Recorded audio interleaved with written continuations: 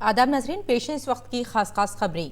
FATF ने कहा है कि दुनिया भर में गैर कानूनी सरगर्मियों और मुतादिद दहशतगर्द ग्रुपों को अब भी माली मदद मिल रही है। बैनुल-अक़वामी सतह पर दहशतगर्दी की माली इआनत पर नजर रखने वाली इस तंजीम के जरिए इसको रोकने के लिए जवाबित को सख्त बनाने के बावजूद दहशतगर्दों को रकम मिल रही है।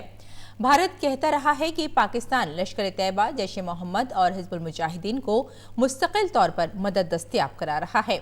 इन तंजीमों का अहम निशाना भारत है। उसने FATF से पाकिस्तान के खिलाफ कार्रवाई करने की दरख्वास्त की है। पेरिस में अभी जारी एक हफ्ते के FATF मुकम्मल इजलास में पाकिस्तान के बारे में फैसला किया जाएगा कि उसे मशकूक मुल्कों की फहरिस्त में रखा जाए या ममनुआ ब्लैकलिस्ट में डाल दिया जाए या इनसे बाहर किया जाए। पाकिस्तान का नाम लिए बगैर FATF ने एक बयान में कहा कि दहशतगर्द फंड हासिल करने के लिए कई तदाबीर करते हैं। इनमें नए हामियों की पहचान के लिए सोशल मीडिया का इस्तेमाल और फंड व दीगर तरह की मदद के लिए कई हथकंडे शामिल हैं। FATF ने कहा कि वो दहशतगर्दों को माली मदद मिलने पर नजर रख रहा है और इस मकसद से इंतजामिया की मदद करने के लिए दहशतगर्दों को मिलने वाली रकम के जराये का पता लगाने के लिए काम कर रहा है। वजीर दिफा राजनाथ सिंह ने फौज में खवातीन को मुस्तकिल कमीशन दिए जाने के सुप्रीम कोर्ट के फैसले का खैर मकदम किया है। वजीर दिफा ने कहा कि वजीर आजम नरेंद्र मोदी ने खवातीन के लिए मुस्तकिल कमीशन के ख्याल की तायद की है और साल 2018 में यौम आज़ादी के मौके पर इस पॉलिसी में तब्दीली का ऐलान किया था। उन्होंने कहा कि हुकूमत मुसल्लह अफवाज में खवातीन की क़ुव्वत को मजबूत करने के लिए काम कर रही है। राजनाथ सिंह ने कहा कि वजारत दिफा ने 2019 में भी भारतीय फौज की सभी 10 core signals, intelligence, aviation, engineering, service और ऑर्डिनेंस कोर में खवातीन को मुस्तकिल कमीशन दिया था। फौज में खवातीन अफसरों को भी मुस्तकिल कमीशन में शामिल किए जाने के मामले में सुप्रीम कोर्ट ने अपना फैसला सुना दिया है। सुप्रीम कोर्ट ने कहा है कि फौज को खवातीन अफसरान को भी मुस्तकिल कमीशन देना होगा। ख्याल रहे कि 12 मार्च 2010 को हाई कोर्ट ने शॉर्ट सर्विस कमीशन के तहत फौज में आने वाली खवातीन को सर्विस में 14 बरस मुकम्मल करने पर मर्दों की तरह मुस्तकिल कमीशन देने की हिदायत दी थी। वजारत दिफा ने इसके खिलाफ सुप्रीम कोर्ट का रुख किया था। सुप्रीम कोर्ट ने समाअत के लिए अपील को मंजूर कर लिया था।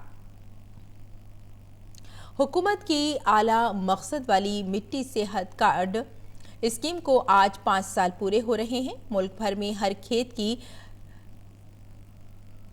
तग़ज़ियाती सूरत हाल का जायजा लेने के लिए 2015 में ये स्कीम शुरू की गई थी। इस स्कीम का मकसद किसानों को हर 2 साल में मिट्टी की सेहत पर मुश्तमिल कार्ड जारी करना है। साल 2015 से 2017 तक पहले मरहले में किसानों के माबैन 10 करोड़ से ज्यादा मिट्टी सेहत कार्ड तकसीम किए गए। दूसरे मरहले में मुल्क भर के किसानों को 11 करोड़ से ज्यादा कार्ड दिए गए हैं।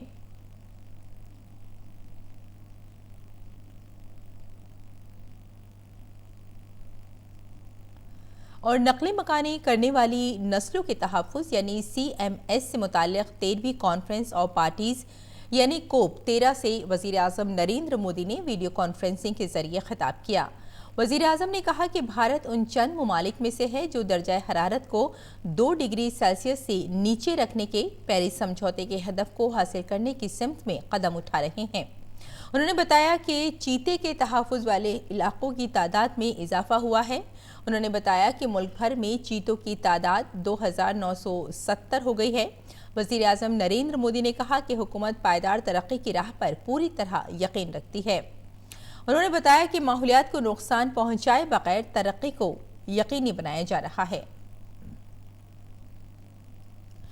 मरकजी वजीर प्रकाश जावड़ेकर ने कहा कि भारत एक तनव्वु वाला मुल्क है और कुदरती माहौल इसकी सबसे बड़ी ताकत है। गुजरात के गांधीनगर में मुनक़िद जंगली जानवरों की हिजरत करने वाली नस्लों के तहफ़्फ़ुज़ से मुताल्लिक़ 13वें इजलास के इफ्तिताह के मौके पर खिताब करते हुए प्रकाश जावड़ेकर ने कहा कि कुर्राए अर्ज़ के तहफ़्फ़ुज़ के लिए लोगों को रज़ाकाराना तौर पर आगे आना होगा।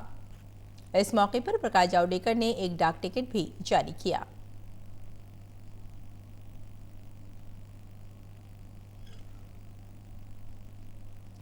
तो नाज़रीन, इस वक्त की खास खबरों में फ़िलहाल इतना ही। इजाज़त दें। आदाब।